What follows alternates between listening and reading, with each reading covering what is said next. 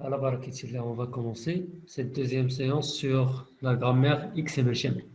Alors, comme on a vu lors de la première séance, on a vu que XML schéma, il est une très bonne alternative au DTD parce qu'il offre tout simplement un large panel de fonctionnalités qui permettent d'aller dans le détail pour la description d'une grammaire XML.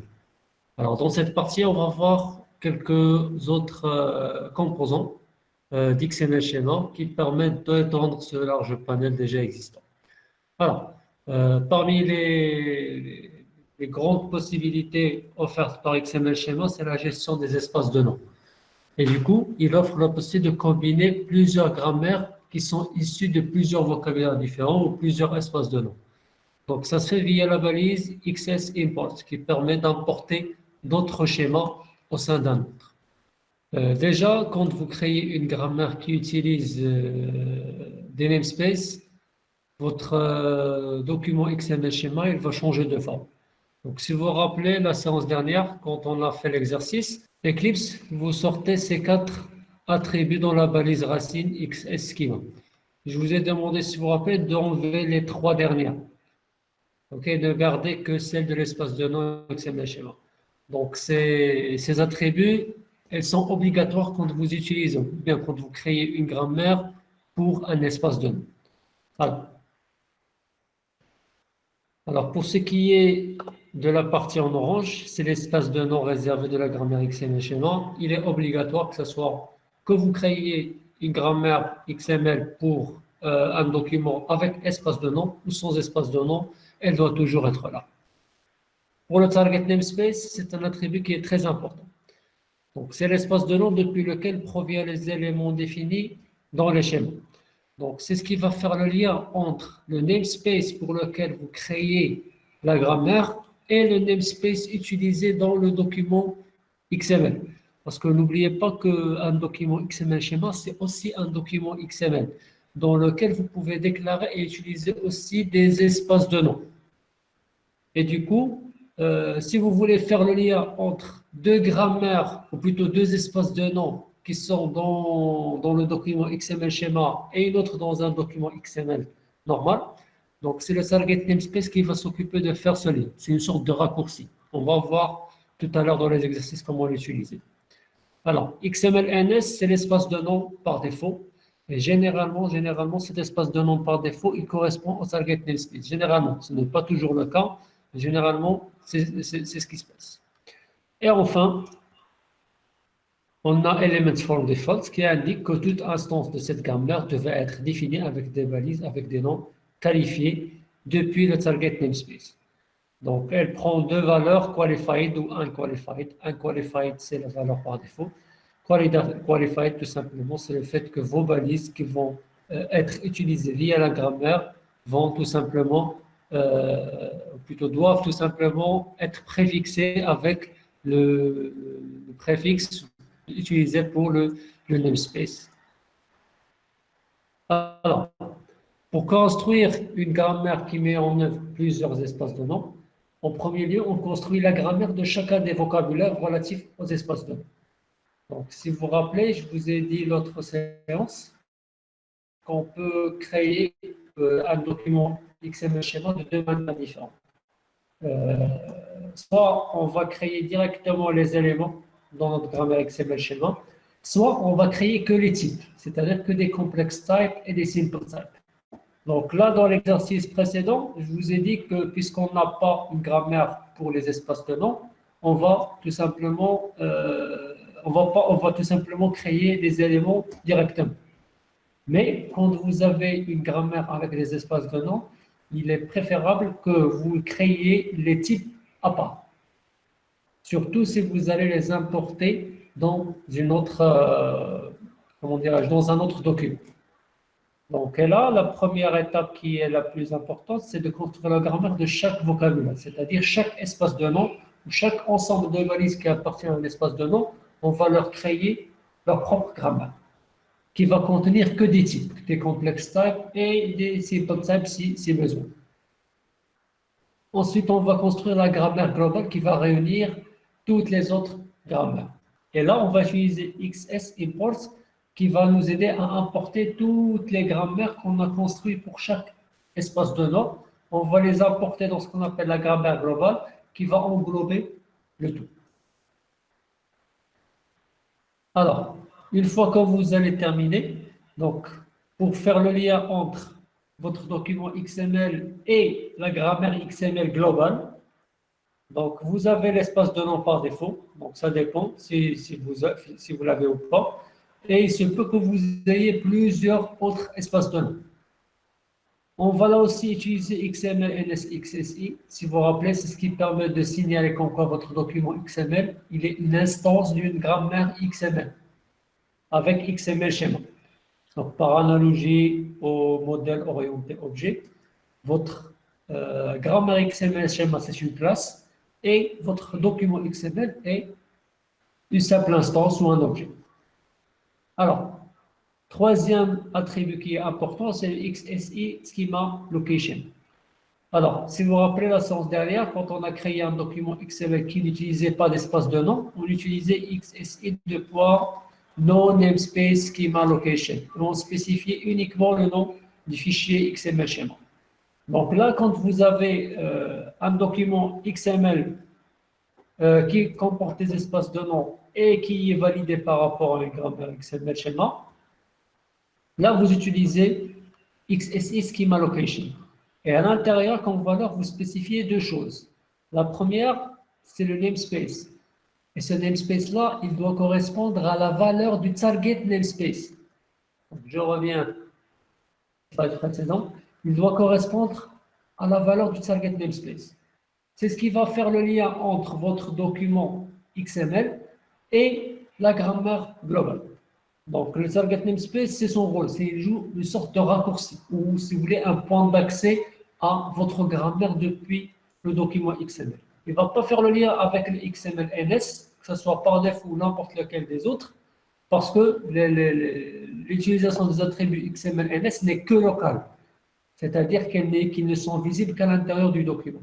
Par contre, le target namespace, c'est ce qui permet de donner la visibilité à l'extérieur du document pour pouvoir faire le lien avec les autres documents XML.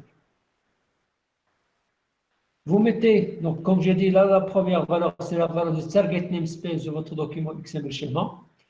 Vous mettez un espace et le chemin de votre document XML schéma.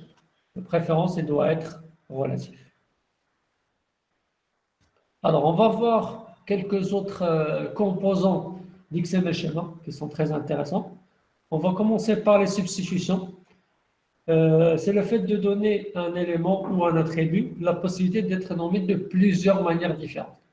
Vous allez me dire à quoi vont donner la possibilité à une balise ou bien un attribut qui soit nommé de plusieurs manières différentes. La raison est simple. Donc déjà, pour mettre en place ça, on utilise un élément qui s'appelle substitution group. Donc la raison derrière laquelle on utilise substitution, c'est qu'il se peut que vous ayez à créer deux documents XML qui ont la même grammaire, mais avec deux langues différentes, ou trois langues, ou quatre langues, donc il n'y a pas de limite. Donc par exemple, là, on va prendre deux documents XML où il y a deux personnes qui parlent deux langues différentes, l'arabe et le français, par exemple. Alors, là, par exemple, j'ai deux documents XML qui ont à peu près la même syntaxe, mais, comme vous le voyez, c'est deux langues différentes. Donc, la balise racine, j'ai pris le soin de garder la même, mais pour les autres, par exemple, pour personne, en arabe, on a shakhs, pour le nom, on a nasab, pour le prénom, on a l'ism, pour la date de naissance, on a tarikh SDF, par exemple. Donc, comme vous le voyez, c'est à peu près la même structure, mais avec deux langues différentes. Et sémantiquement, c'est la même chose, si vous voulez. Alors, là, le problème qui va se poser, qu'est-ce qu'on va faire? Okay, parce que tout simplement, on a deux documents qui sont structurés de la même manière, et si on veut leur créer une même grammaire, ça ne va pas le faire. Là, on sera obligé, si on n'utilise pas le mécanisme de substitution, on sera obligé de créer deux grammaires différentes. Donc, heureusement, l'XML schéma propose l'alternative qui sont les substitutions. Pour le mettre en place, on doit suivre ces trois étapes. La première chose, c'est la définition des éléments à substituer au même niveau que tous les éléments substitués. C'est-à-dire, tous les éléments, par exemple ici dans l'exemple, dans les deux langues, on va les créer tous au même niveau. Okay? C'est-à-dire qu'on ne va pas créer un élément à l'intérieur de notre élément comme ce qu'on faisait, ce qu'on a fait dans l'exercice précédent, dans la séance précédente. Ensuite, on va déclarer les éléments substituts avec l'attribut substitution group qui va prendre comme valeur le nom de l'élément à substituer. Donc, là, par exemple, vous allez prendre un des éléments, par exemple le nom. Ok? En arabe, c'est un nasab, par exemple, et vous allez dire qu'en quoi il va substituer le nom. Ok? C'est comme si vous créez des équivalences entre deux éléments. Vous avez les éléments, si vous voulez, de base.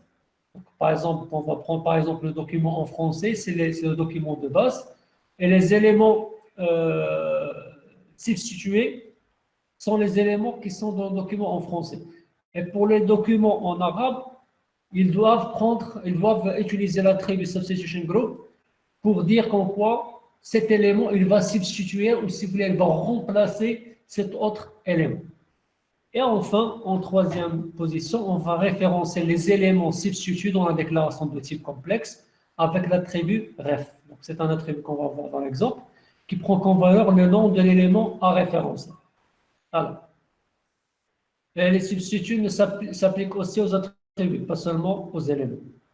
Alors, là, par exemple, j'ai un document XML schéma, donc qui contient une balise racine personne, qui est de type complexe type. Donc là, c'est personne avec S. Ce complexe type est de type sequence, qui contient un élément. Donc là, comme vous le voyez, je n'ai pas utilisé le name, j'ai utilisé ref. On va le voir en bas. J'ai mis max occur et min occur, etc. Après, j'ai créé un type, complex type, name, person type, et à l'intérieur, j'ai mis les éléments. Le nom, le prénom et la date de naissance. Et là, j'ai mis aussi ref. Je n'ai pas mis de name, je n'ai pas mis de type, comme vous voyez. En bas, donc si vous vous rappelez dans l'étape précédente, dans le slide précédent, je vous ai dit qu'on va créer tous les éléments au même niveau. C'est ce que je voulais dire. Donc, comme vous le voyez, j'ai mis des balises éléments les uns au-dessus des autres. Et pour chaque balise, je lui ai donné un nom et un type. Donc, par exemple, pour personne, le name, c'est une personne, et le type, c'est person type. C'est le type complexe que j'ai créé juste en dessus. Le nom, il est de type string, prénom, pareil, date de naissance de type date. Ensuite, j'ai les éléments à substituer. Donc, shakhs, nasab, l'ism, tarikh zdiyad. Et là, pour faire le lien entre l'élément et son substitut, on va utiliser substitution group, l'attribut substitution group, pour personne. Donc là, c'est comme si je disais que shakhs, c'est équivalent à personne. Nasab, c'est équivalent à nom. Ism, c'est équivalent à prénom. Et tarikh zdiyad, c'est équivalent à date de naissance. Et avec ça, j'aurais créé une même grammaire qui va prendre en charge plusieurs langues différentes. Pour être exact ici, deux langues. Et comme je vous ai dit tout à l'heure, il n'y a pas de limite en nombre de langues. Si par exemple je voulais ajouter une troisième langue, je vais ajouter 4 autres éléments. Par exemple, on va prendre par exemple l'anglais. Et là, je vais ajouter 4 éléments avec name person. Et là aussi, je vais utiliser substitution group à personne. Name, je vais mettre first name, ou plutôt last name pour le nasab. Last name, substitution group, non. First name, substitution group, prénom. Et birth date, par exemple, substitution group, date de naissance. Et comme je vous ai dit, il n'y a pas de limite. Vous pouvez créer autant d'éléments de substituts avec autant de langues que vous voulez. Il n'y a pas de limite par rapport à cela. Alors, il est aussi possible d'interdire un élément d'être substitué par un autre.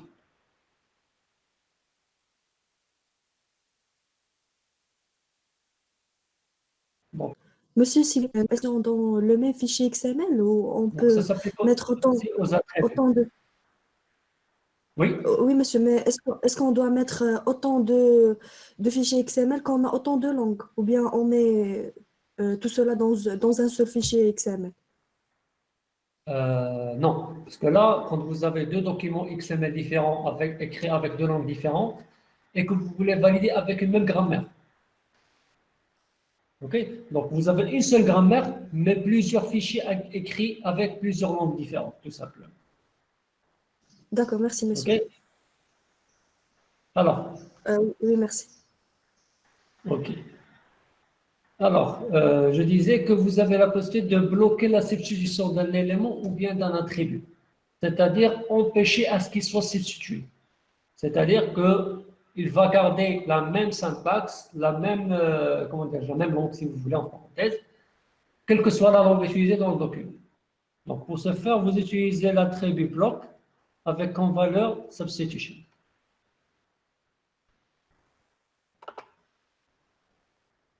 Alors, maintenant, on va parler des extensions.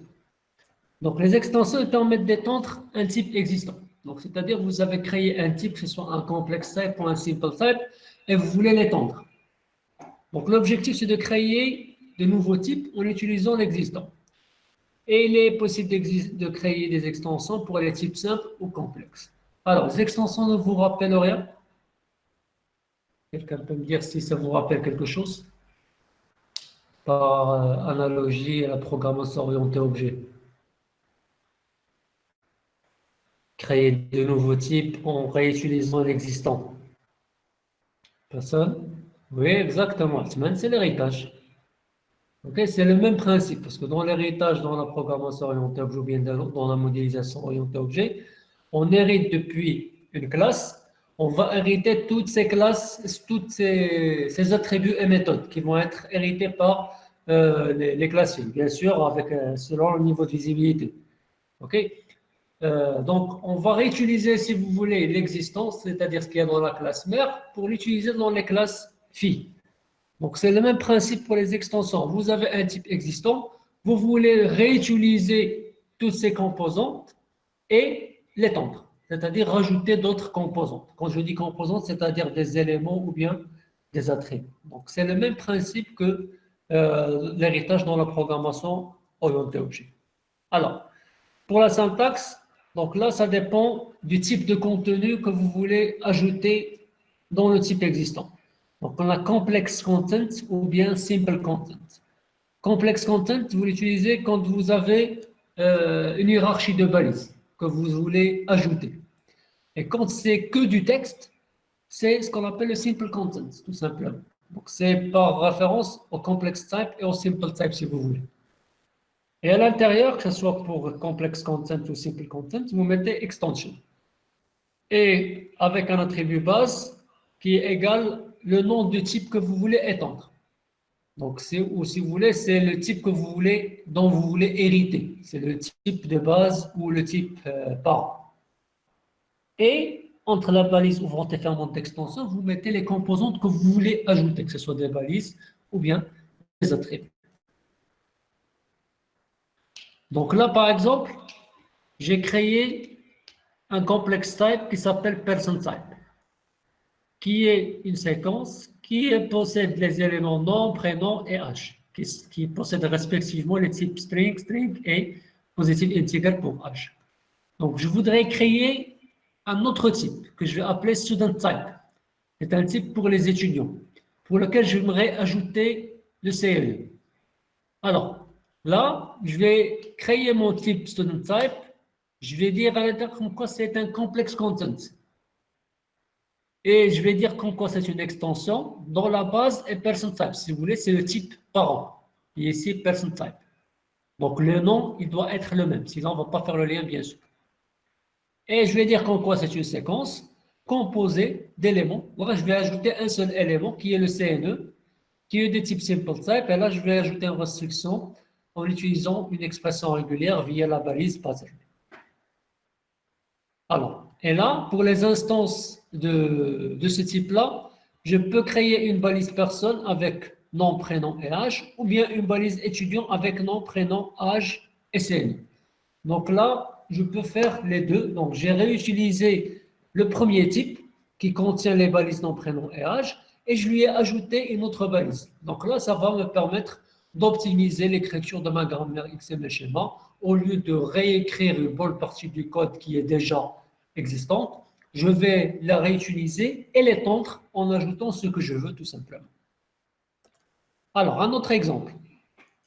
Là, par exemple, c'est un document XML qui permet comment dirais-je, de regrouper les groupes de la Coupe du Monde dernière en Russie. Donc la balise racine, c'est Coupe du Monde. Et là, on a plusieurs groupes, quatre pays. Chaque balise pays possède un attribut, confédération, et entre la balise ouvrante et la balise fermante, on a du texte. C'est le nom du pays. Donc pareil pour le reste. Donc on va trouver dans chaque groupe quatre pays, et chaque pays possède un attribut confédération et du texte. Alors, là, la grammaire que je vais utiliser pour créer la grammaire correspondante au document XML. Donc là, je vais utiliser une syntaxe normale, parce que là, je n'ai pas utilisé d'espace de nom. Element, name, coupe du monde, c'est la balise racine. C'est un complexe qui est composé d'une séquence d'éléments groupe. Donc là, j'ai mis max occur unbounded. Groupe, c'est un complexe type qui est une séquence composée d'éléments qui s'appellent pays, avec min occur 4 et max occur 4. Et c'est aussi un complex type. Et là, j'ai utilisé simple content. Donc, je vais revenir au document. Si vous vous rappelez, dans l'exercice précédent que je vous ai demandé de faire, on avait les balises joueurs avec année, signature et le nom du joueur entre la balise ouvrante et la balise fermante. Donc, si vous vous rappelez, donc, pas mal d'entre vous ont essayé de créer la grammaire par rapport à ça. Ils déclarent la balise joueur comme balise complexe, de type complexe, et ça ne marchait pas. Donc, ça donnait une erreur. Donc là, pour solutionner ce problème, donc c'est tout simplement, on va faire la même chose que là. Parce que là, l'exemple sur le slide, c'est le même que l'exemple de l'exercice qu'on a essayé de faire. Donc, je vous ai demandé d'enlever l'attribut en les signatures pour contourner le problème. Et la solution à ce problème, c'est les extensions. Alors, parce que là, le problème avec cette situation, c'est que la balise pays comme la balise joueur de l'exercice, elles contiennent un contenu qui est simple, c'est-à-dire que du texte entre la balise ouvrante et la balise fermante. Mais elles possèdent aussi un attribut. Et XML Schema, dans la recommandation du W3C, ils disent que les attributs ne peuvent être associés qu'aux balises de type complexe. Et du coup, là, on se retrouve dans ce genre de situation comme la balise pays ou la balise joueur, avec des balises qui sont en même temps de type complexe et en même temps de type simple. Donc, et là, pour contourner ce problème, on utilise les extensions. Là, ce qu'on a fait, donc je vais zoomer sur la partie la plus importante. Alors, là, on a là, notre balise pays, on l'a déclarée comme complex type. Et à l'intérieur, on a dit qu'en quoi elle contient un simple content, parce qu'elle contient entre la balise ouvrante et la balise fermante que du texte. Donc là, j'ai mis extension base string, et là, j'ai ajouté mon attribut. Par exemple, ici, qui est confédération, qui est de type string. Par contre, pour la balise joueur, je vais faire la même chose, element name joueur, complex type, simple content, extension la base string. Donc là, on va étendre ce qu'il y a entre la balise ouvrante et la balise fermante. OK? Donc, je ne vais pas étendre l'élément lui-même. Et là, je vais ajouter mon attribut. Par exemple, année signature, il va être de type GR. Donc, si vous vous rappelez, dans XML Schema, on a un type pour représenter les années, qui s'appelle GR, Grégorien Year. Okay. C'est par référence au calendrier grégorien qu'on utilise, qui contient, comme j'ai dit la séance dernière, les mois de janvier jusqu'à décembre.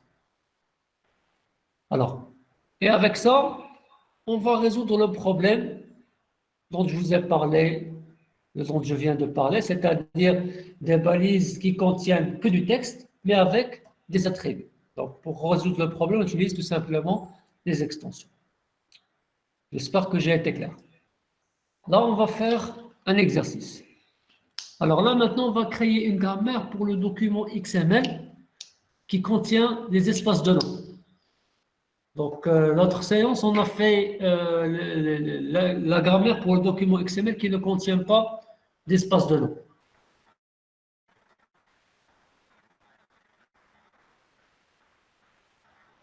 Voilà. Vous êtes tous parvenus à ouvrir votre document XML chez nous. Plutôt XML, désolé.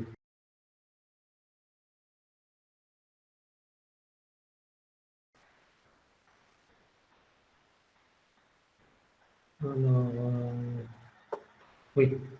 Là, ce que je vais vous demander de faire, c'est de décommenter la partie stat et de commenter la partie complexe sportif. La partie complexe sportif, on va l'utiliser dans la deuxième partie de l'exercice.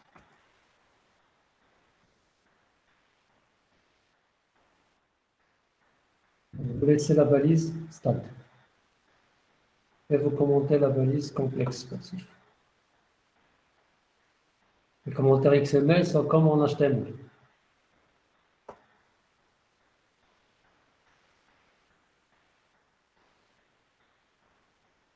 Alors, est-ce que tout le monde me suit?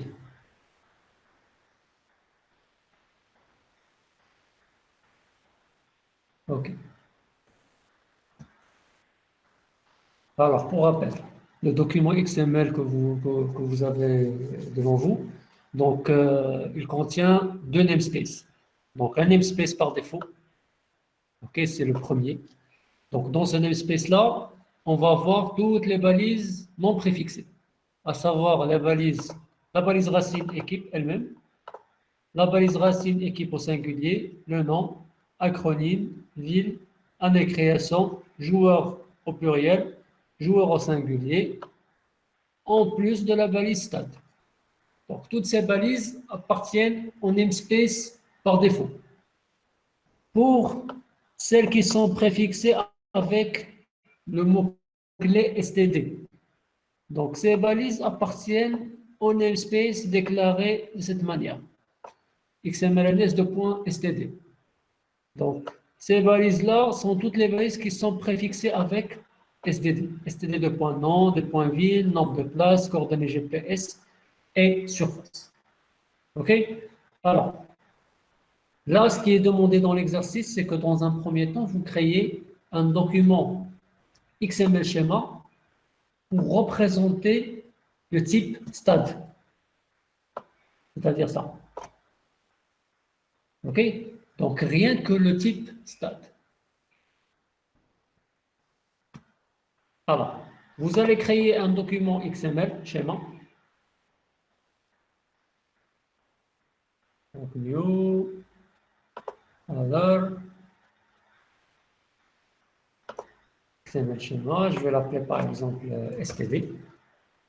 Parce que là, on va créer un document XML schéma pour le namespace d'STD.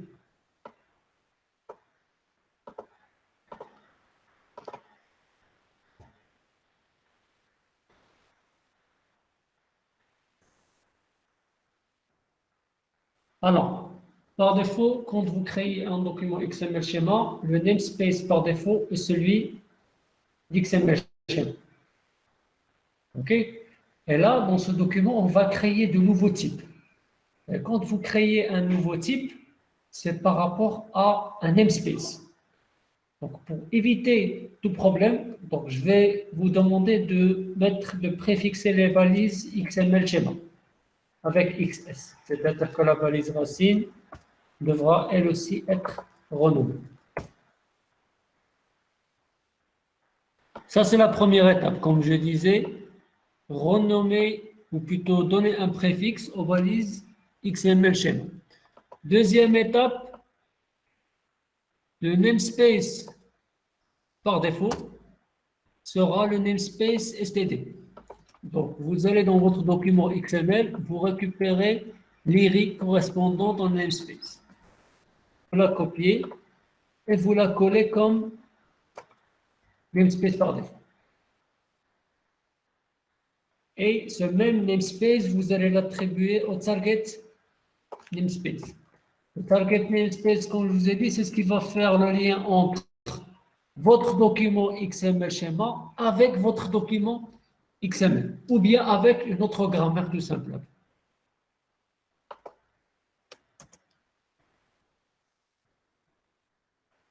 Alors, je répète. Première étape, donner le préfixe XS pour les éléments XML schéma.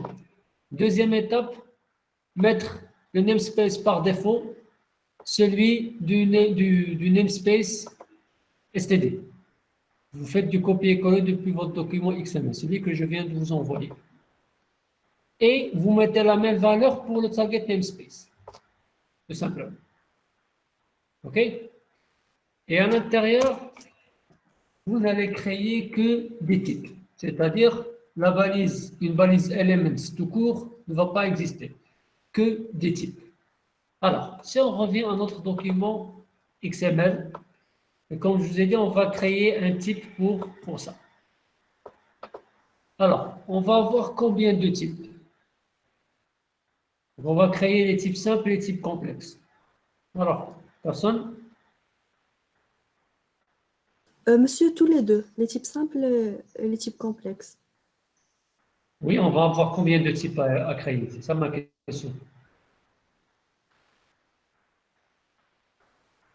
Déjà, combien de types complexes on a ici?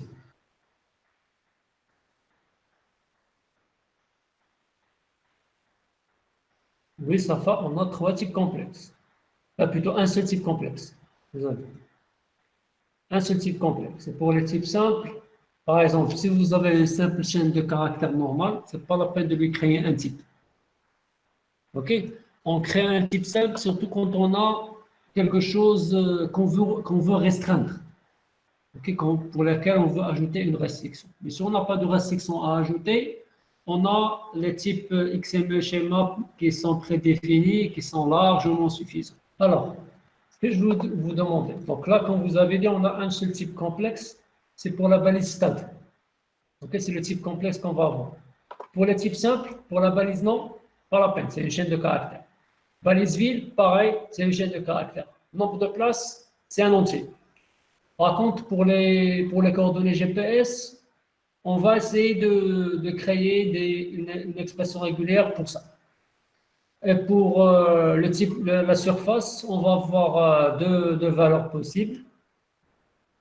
Je vais l'écrire, surface. On va avoir naturel et synthétique. Ce sera les deux valeurs possibles. Et pour les coordonnées GPS, vous savez comment on les écrit ou pas? Je voudrais que vous me créiez une expression régulière pour ça.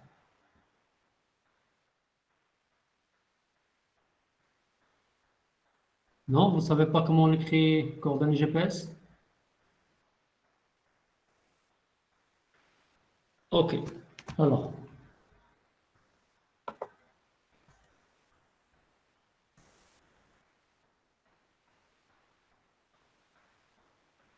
Alors, pour la première, parce que là, comme vous le voyez, j'ai deux données. La première, c'est la latitude, et la seconde, c'est la longitude. OK? Donc, je vais vous montrer un peu comment ça se passe.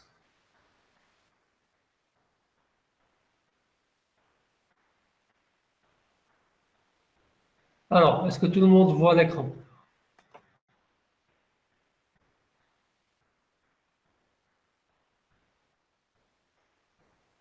OK. Donc là, c'est la Terre, si vous voulez.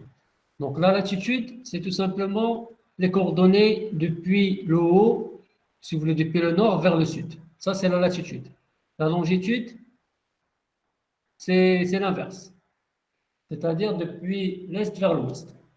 Alors, les valeurs que peut prendre la latitude, ça va de moins 90 à 80.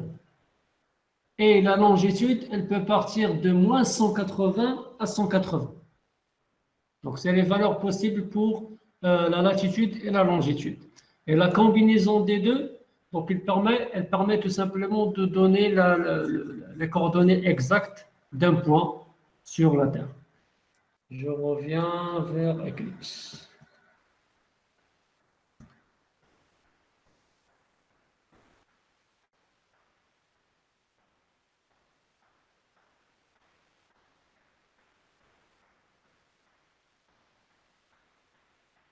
Alors, c'est-à-dire que cette valeur-là, elle va varier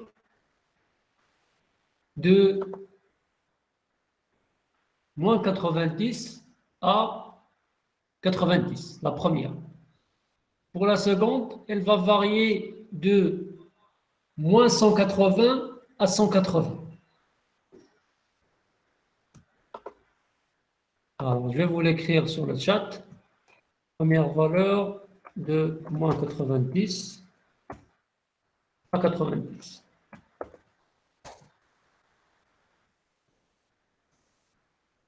Seconde valeur,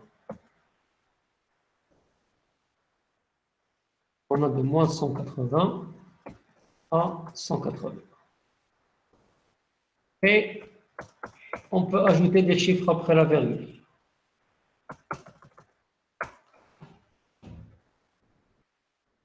Okay. Donc là, il faudra me créer une expression régulière pour les coordonnées GPS.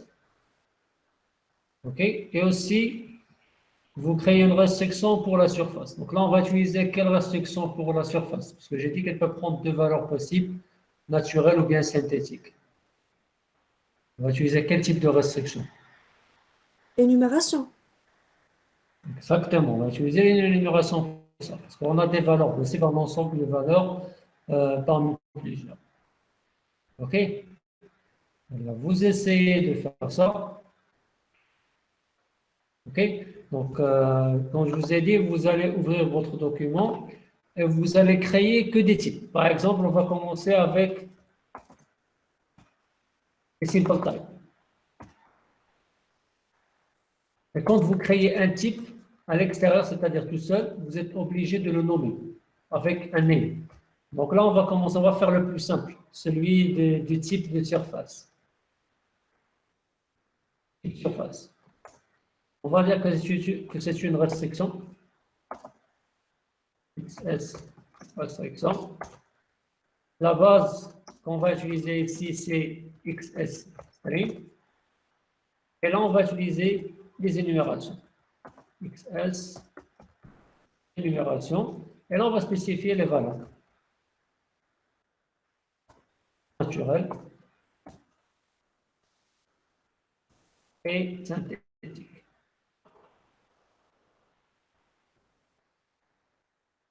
Et là, on a fini notre premier type. Pareil pour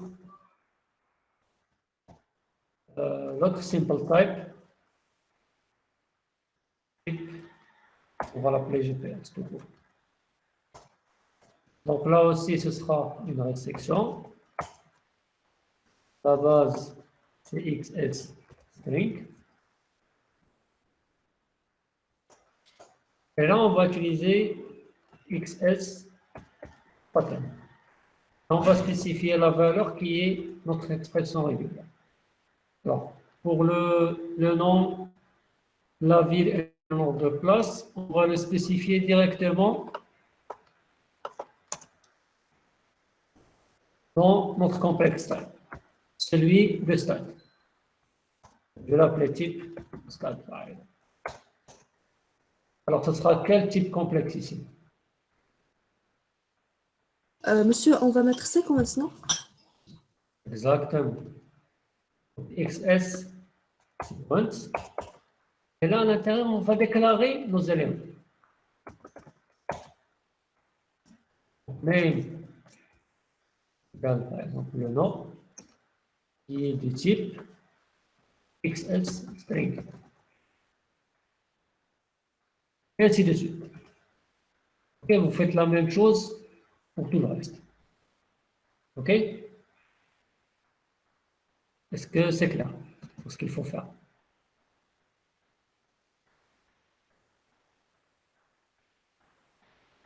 Alors, je vais vous donner 15 minutes pour tenter de le faire. Et on va le corriger tout de suite pour qu'on puisse passer au reste. On va essayer de faire. Et si vous avez une question, n'hésitez pas à activer votre micro pour la poser.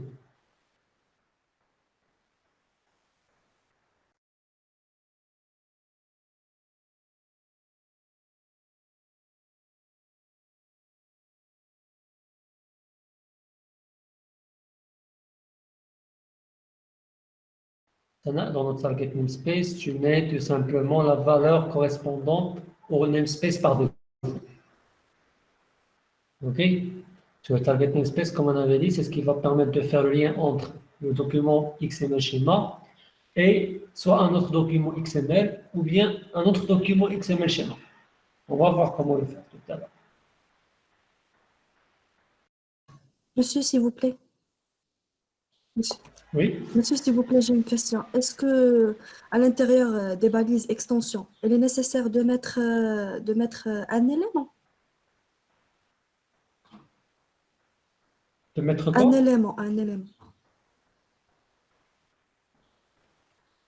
C'est-à-dire, je n'ai pas compris. Moi, je veux mettre À l'intérieur? coordonnées GPS comme étant une extension de type GPS. Non, dans ce cas-là, tu ne vas pas utiliser une extension. Tu vas utiliser une simple restriction avec une expression régulière. D'accord, On ne va merci, rien monsieur. étendre ici. D'accord, merci. Ok. Mais monsieur, c'est quoi l'utilité de déclarer les types GPS? Comment je peux l'utiliser زعما في les coordonnées GPS? Ah, compte. Donc là, je vais vous montrer. D'accord, merci, monsieur. Là, quand je vais créer l'élément GPS, par exemple, je vais l'ajouter. Alors, c'est écrit, comment c'est écrit en XML? Alors, coordonnées GPS. Je vais copier ça.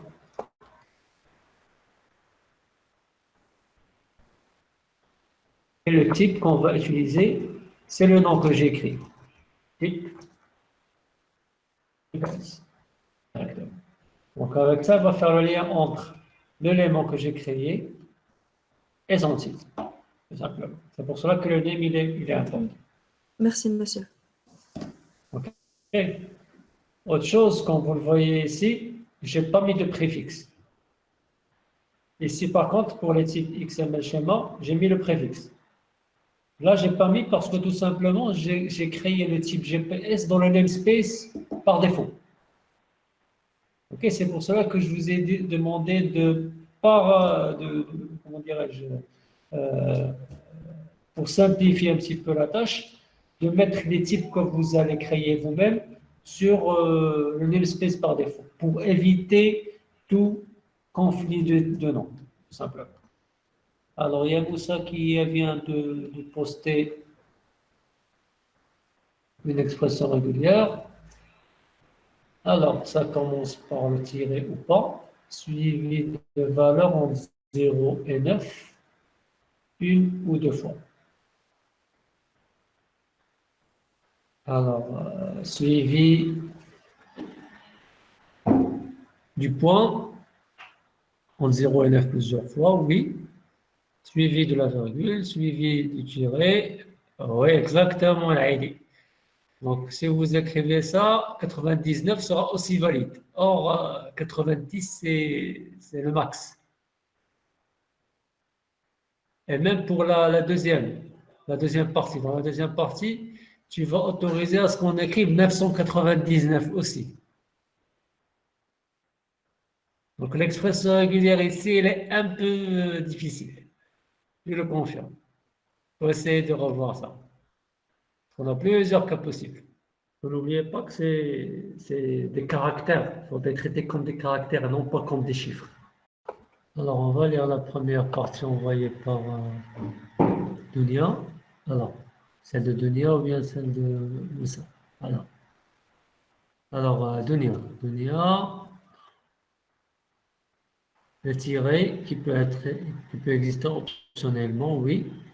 Suivi de 0 à 8, entre 0 et aussi d'un 0 à 9. Oui, ça va couvrir les cas entre 0, 0, 0 et 89. Oui. Suivi, on utilise une virgule ou bien un point. Donc là, c'est un point qui est optionnel, suivi de 0 à 9.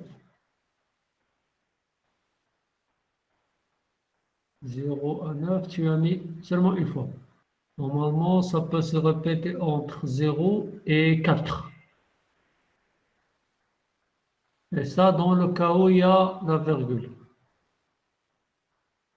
S'il n'y a pas de virgule, donc c'est entre 1 et 4. S'il n'y a pas de virgule, il n'y a rien. Ou bien 90. Oui, tout court. Sans virgule, sans rien. Oui. Alors, on va voir ce qu'a écrit Safa. Elle a mis plus ou moins qui est optionnel. Oui, parce que des fois, on peut spécifier le plus. Anti-slash T, c'est pour l'intervalle entre 0 et 9. Une ou deux fois. Suivi du point, suivi, oui, suivi d'un caractère d'un chiffre entre 1 et 4. Alors, on va tester l'expression régulière.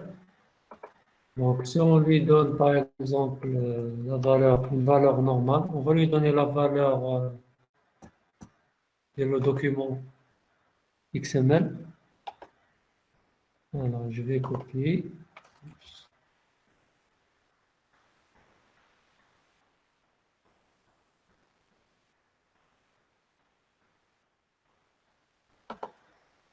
Alors là, elle me dit qu'il y a no match found.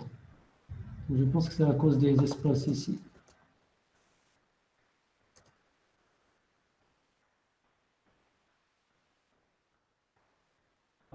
Non, c'est bon.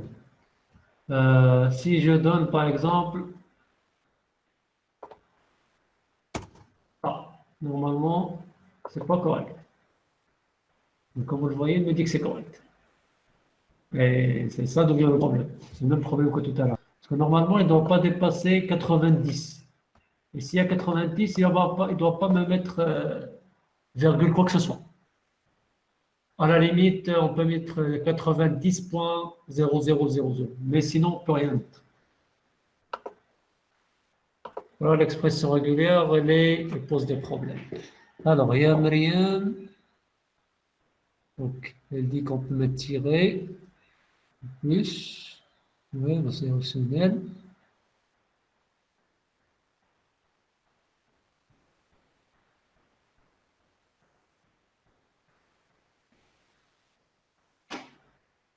Alors, 0,8 suivi de 0 à 9 ou 90.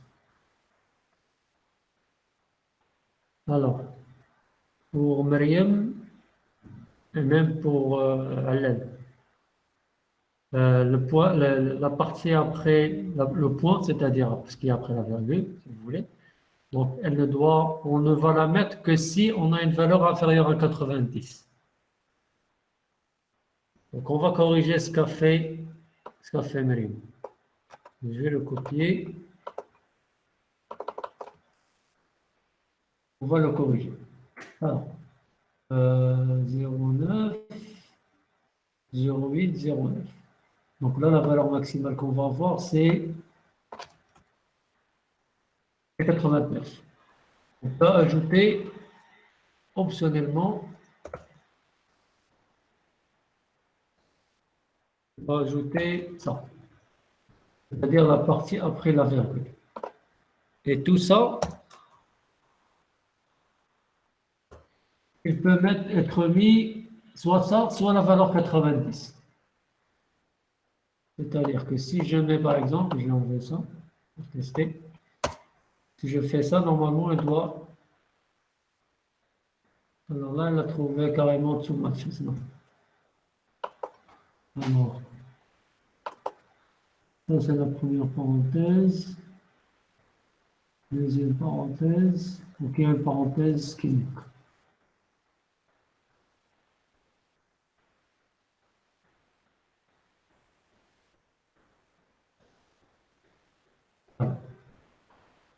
Voilà, maintenant c'est. Donc là, il y a un problème, un match.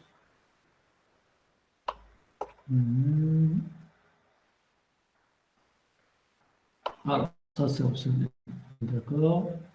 Suivi de ça. Oups. Comme ça, suivi de cette partie qui est optionnelle. Et on ferme la parenthèse.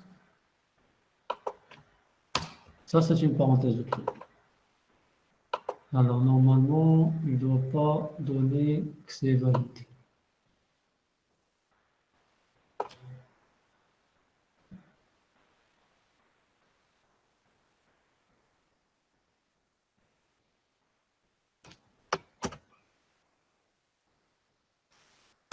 Puis j'ai dans le 90. Bon, 90.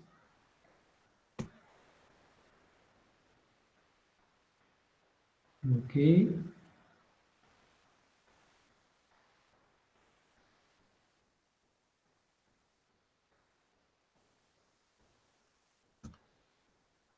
vais enlever ça. Et je vais remettre la valeur précédente.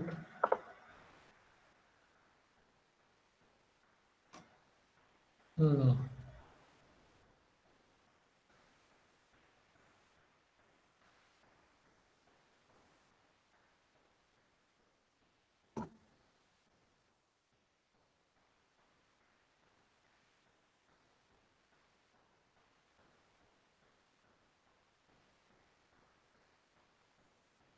Alors, Omaima, tu as dit que pour la première, on peut ajouter... Non. Déjà, il ne faut pas utiliser des parenthèses ici. Il faut utiliser des accolades.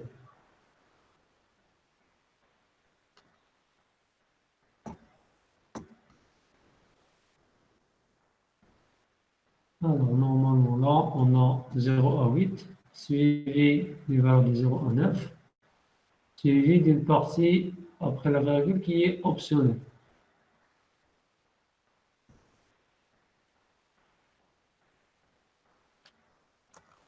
Je vais mettre moins 89.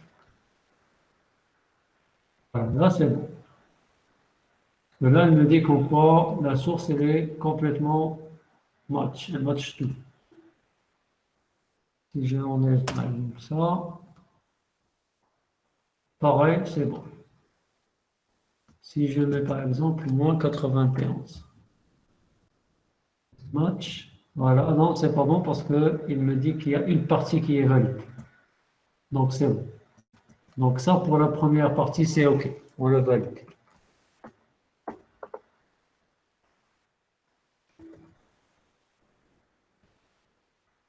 Partie.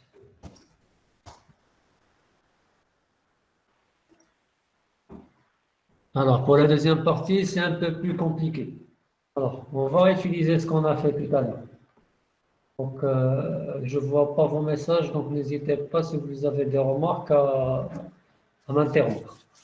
Donc, vous coupez vous activez votre micro et vous dites votre remarque. Alors, ça doit commencer là aussi avec le moins ou avec le plus. On peut aussi l'ajouter si on veut. OK? Alors là, on a plusieurs cas. On a le cas où c'est 180, donc c'est le dernier, ou 180. On va le laisser en dernier. Si ça commence par 1, on a deux choix. Soit c'est 1 suivi de deux chiffres, ou bien 1 suivi d'un seul chiffre.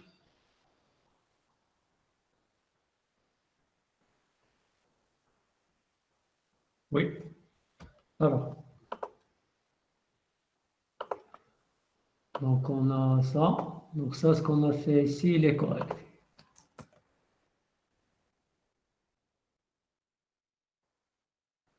On va le laisser. Bon, déjà, on n'a pas testé un dernier cas. Ici, si on met un seul chiffre, on va oublier de le tester.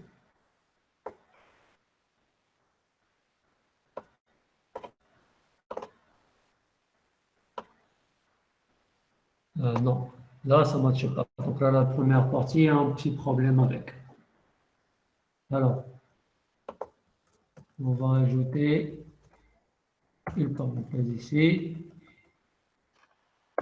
une autre là. On va mettre les chiffres de 0 à 9.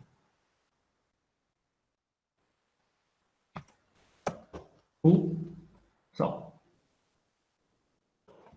Si on revalide, c'est bon. Parce qu'on n'a pas, on a oublié de traiter le cas, on a un seul chiffre avant la virgule. Donc là, je vous redonne la solution de la première partie.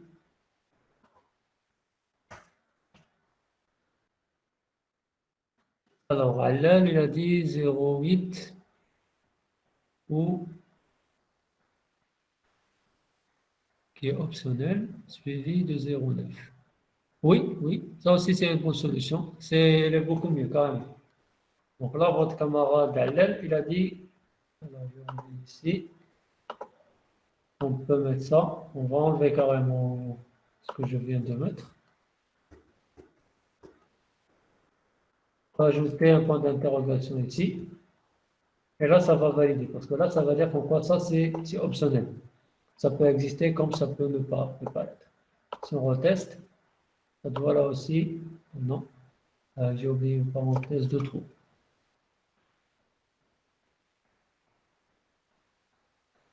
Ça.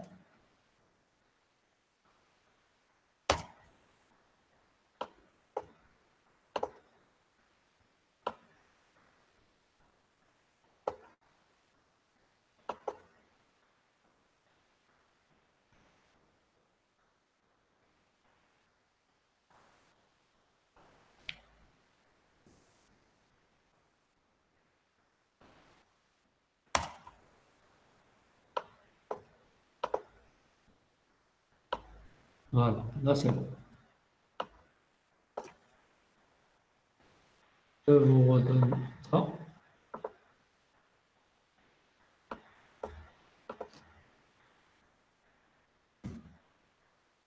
Voilà. Donc, vous utilisez ça, soit ce que je vous ai donné pour la première, soit la deuxième. Merci, Aldad. Alors, pour la deuxième partie, donc, ce qu'on va faire, c'est qu'on va utiliser la première partie, on va la modifier. On va faire là. Alors, pour la dernière, le dernier cas, c'est 180, on est d'accord. Alors, pour cette partie après la virgule, elle est OK aussi. Alors, pour cette partie. Donc là, on a trois possibilités. Soit ça commence par 1, et dans le cas où ça commence par 1, ça doit se terminer avec au maximum une valeur, la valeur 179. Donc on va mettre des parenthèses pour englober les différentes possibilités. Alors, ça commence par 1. Alors 1, ça doit être suivi par une valeur entre 0,7. Voilà. Et je vais encore ajouter d'autres parenthèses pour mettre le ou.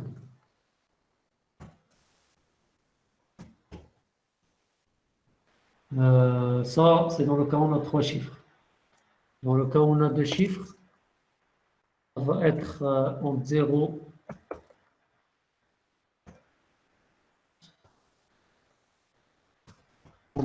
et 9, entre 1 et 2. Ça va couvrir tous les cas.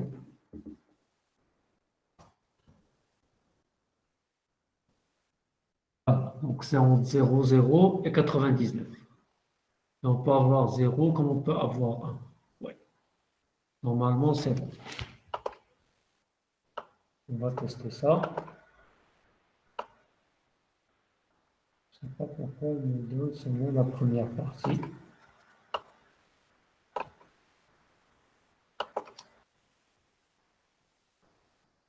Et je fais ça.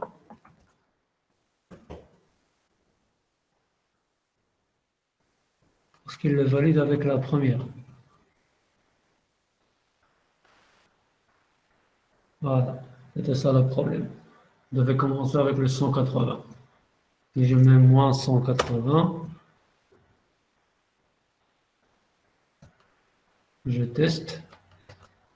C'est bon. Je vais mettre point quelque chose. Maintenant, c'est que ça doit plus matcher. Voilà, exactement. Moins 170, par exemple.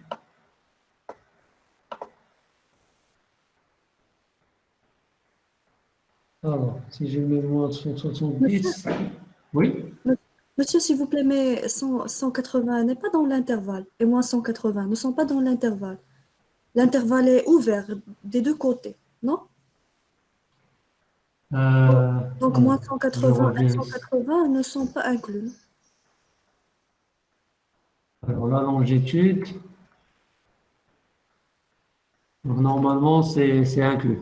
Je fais une erreur apparemment tout à l'heure. Normalement, le 180 il est inclus dans l'intervalle. Merci. 380 plus 180, c'est inclus, désolé. Merci pour la remarque. Alors, c'est comme s'il a associé le tiré seulement au 180. On va ajouter des parenthèses.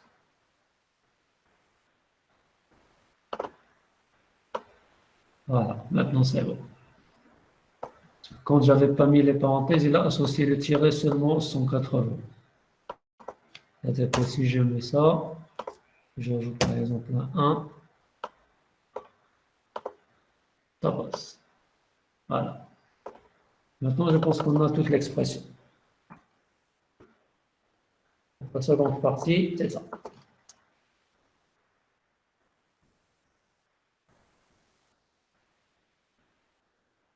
Pour la grammaire globale, il faut tout simplement ajouter une virgule entre les deux.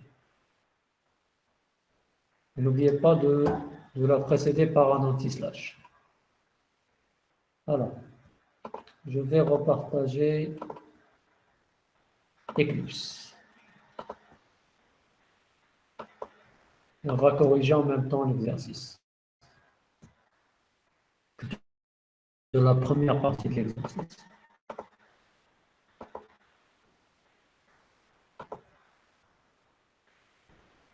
Alors, pour les coordonnées GPS, je vais coller, ça c'est la deuxième partie, donc précédée par une virgule.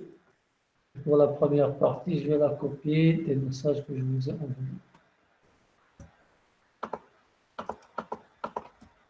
Voilà. L'expression elle est gigantesque, mais c'est comme ça.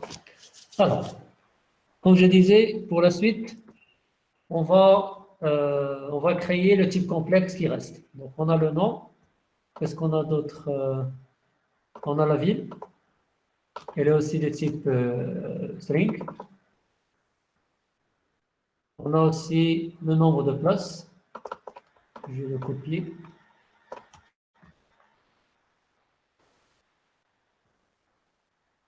Le nom de l'élément, c'est nombre de places. Et le type, on va dire que c'est positive intégrale.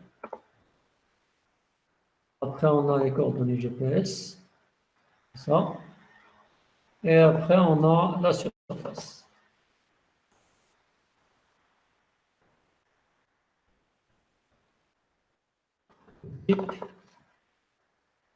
Type surface. Comme vous le voyez, déjà, Eclipse, il vous aide. Quand vous créez un type, il vous aide pour afficher les types que vous avez déjà créés. Alors, déjà, est-ce que vous avez des questions par rapport à ça? Parce que là, la première partie de l'exercice, c'est tout ce qu'il fallait faire. Seulement créer ces trois types. Deux types simples et un seul type complexe. Pour la deuxième partie de l'exercice, donc, je vais vous laisser la faire chez vous, ok, à tête reposée. Donc, vous allez créer, donc on va le faire ensemble, un autre document XML schéma.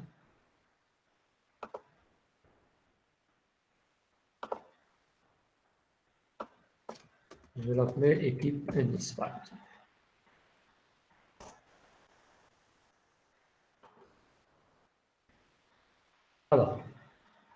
Donc là, il faut faire comme tout à l'heure. Donc, de préférence, mettre le namespace d'XML schéma avec un nom préfixé, avec XS, et mettre le target namespace de la même valeur que le namespace par défaut. Le namespace par défaut, ici, c'est le namespace par défaut pour le document, ici.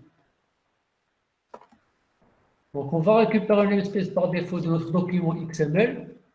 C'est ce qu'on va utiliser ici comme namespace par défaut. Et on va mettre la même valeur pour le target namespace. Okay? Voilà. Donc ça, c'est un peu ce qu'on a fait pour tout à l'heure. C'est la même chose qu'on a fait pour tout à l'heure.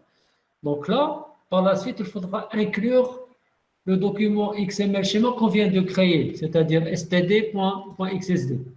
On va l'inclure pour pouvoir utiliser les types qu'on a déclarés dedans. Alors, pour l'inclure, on va utiliser xsimport. XSImport, il prend deux attributs qui sont obligatoires. On a namespace. Namespace, il doit correspondre à quoi, à votre avis? Il y a namespace et il y a schema location. Schema location, c'est notre fichier std.org. Le namespace, à votre avis, qu'est-ce qu'on va mettre? Monsieur, le target namespace de fichier std. Exactement. Donc, c'est la valeur du target namespace. Ah. Okay. Donc, comme j'ai dit, le target namespace, c'est ce qui permet de faire le lien entre le document XML schéma et l'extérieur. Parce que le namespace que vous créez dedans, par exemple, là, j'ai deux namespaces. Donc, c'est des namespaces qui sont locaux, c'est-à-dire qui sont connus qu'à l'intérieur du document lui-même. Par contre, le target namespace, c'est ce qui permet d'accéder au fichier depuis l'extérieur, c'est-à-dire depuis un autre fichier XML schéma, comme c'est le cas ici, ou bien à travers un fichier XML carrément. Vous voyez, c'est les types qu'on a créés ici, c'est-à-dire ces trois types. OK? Mais une chose qui est importante, si vous voulez utiliser ces types-là, ils sont déclarés dans un namespace, celui-là. Et ce namespace, pour pouvoir l'utiliser, il faudra le déclarer dans le document lui-même. C'est-à-dire que vous devriez ajouter XMLNS. Par exemple, je l'appelle std, vous pouvez le préfixer de n'importe quelle manière et vous pouvez l'utiliser, tout simplement. Okay. Donc ça permet d'utiliser les types que vous avez importés. Parce que là, quand vous importez, ce n'est pas automatique. Si ça contient un namespace, ce namespace-là, il faudra le déclarer. Si vous ne le déclarez pas, il ne va pas comprendre. Parce que comme j'ai dit, le namespace, c'est local. OK? Quand vous utilisez un namespace, il faut le déclarer. Si vous ne l'utilisez pas, si vous ne le déclarez pas, il ne va pas le reconnaître tout simplement. OK? Ainsi, si par exemple, je mets XS element, et je vais mettre n'importe quoi, et le type, regardez, quand je vais mettre std, deux points, alors là, écoute, il ne m'a pas encore aidé.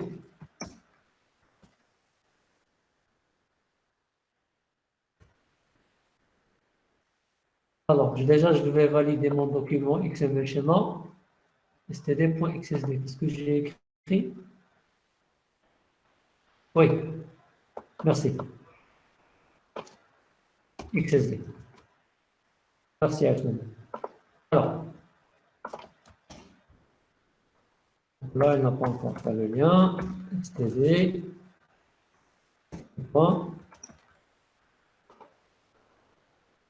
Alors, je vais revenir ici, je vais le valider pour vérifier que tout va bien. Validate. C'est bon, il n'y a aucun problème. Je reviens ici. IRT. Alors, là, je me suis trompé dans le namespace. Je n'ai pas pris le bon. C'est pour cela qu'il n'a pas fait le lien. Vous voyez que quand vous vous trompez de namespace, donc là, il faudra prendre la valeur de target namespace et std. Voilà. Donc, c'est bon. Maintenant, si je fais ça, std, Eclipse, c'est comme si le bug. Normalement, tout est bon. C'est bon, c'est pas grave. On va par exemple tester, qu'est-ce qu'on a? Type stade. Je vais le récupérer. Je vais mettre type stade. Je valide. Donc là, ça passe. Normalement, ce que je voulais vous montrer, c'est que Eclipse, il faut sortir les types. Malheureusement, il ne l'a pas sorti. OK? Donc, j'ai écrit en dur, ça passe. Si par exemple, j'ai écrit quelque chose d'autre qui n'existe pas, il ne va pas me valider tout simplement.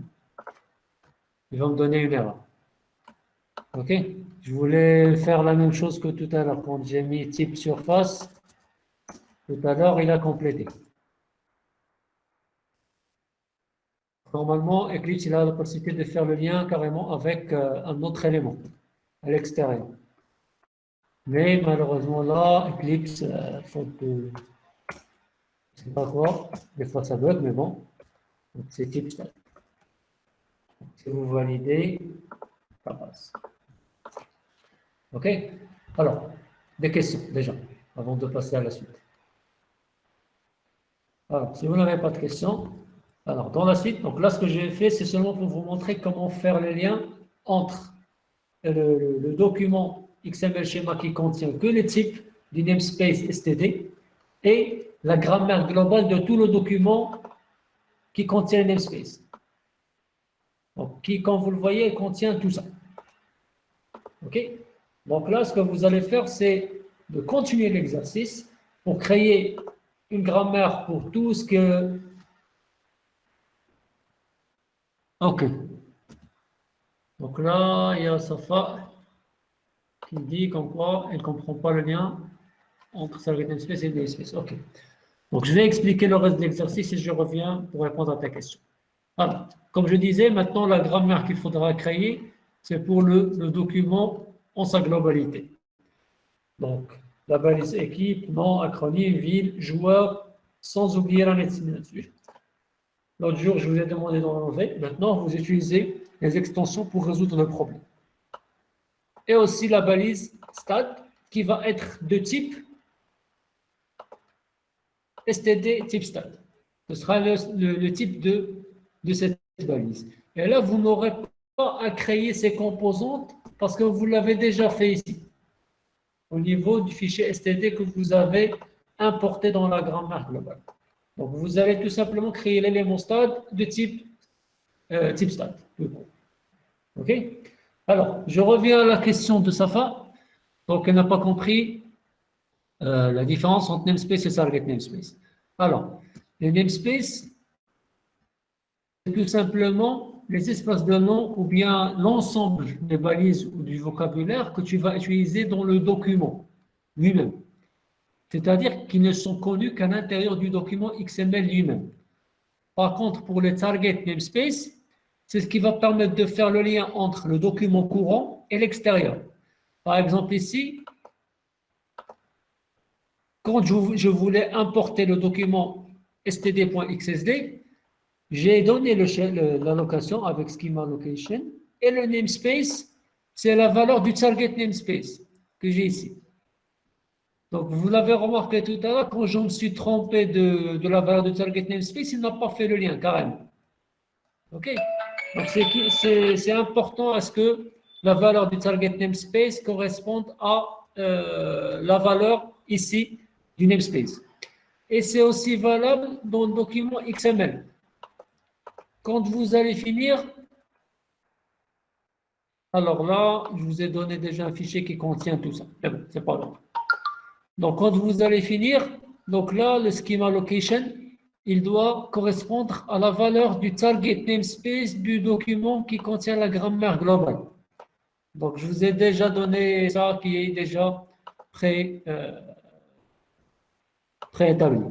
OK, vous n'aurez pas à vous casser la tête avec. OK? Donc, pour résumer, le target namespace, vous ne pouvez avoir qu'un seul dans un document.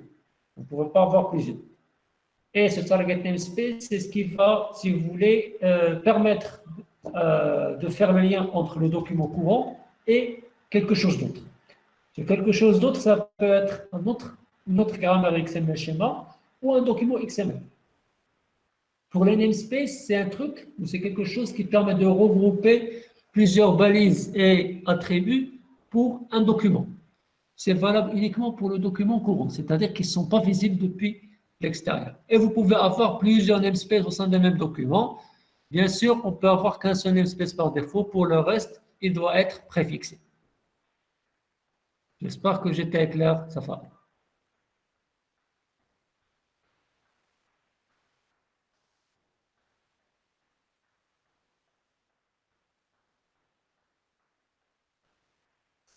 Alors, on va s'arrêter là pour aujourd'hui. Donc, je vais vous donner l'énoncé de l'exercice sur Moodle. OK, vous répondez à l'exercice et vous le postez. Déjà, je m'excuse si je n'ai pas interagi avec vous sur les deux autres exercices. J'étais un peu occupé avec un autre cours pour faire une autre vidéo. Ça m'a pris beaucoup de temps. Donc, je vais vous répondre, je vais plutôt interagir avec vous par rapport aux autres exercices et je vais poster carrément une vidéo pour expliquer les solutions des deux exercices précédents. OK? Sinon, donc, je vais vous demander un second exercice, toujours pour la partie XML schéma. Donc, vous allez créer une extension du type.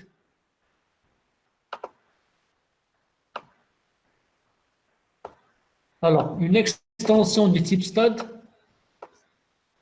qui va s'appeler complexe sportif. Donc, elle va contenir les mêmes éléments que stade, à savoir le nom, la ville, le nom de place, coordonnées GPS et surface, et vous allez ajouter une balise sport avec S qui contient plusieurs balises sport sans S. Et chaque balise sport contient un nom avec une valeur qui est une chaîne de caractères, n'importe laquelle.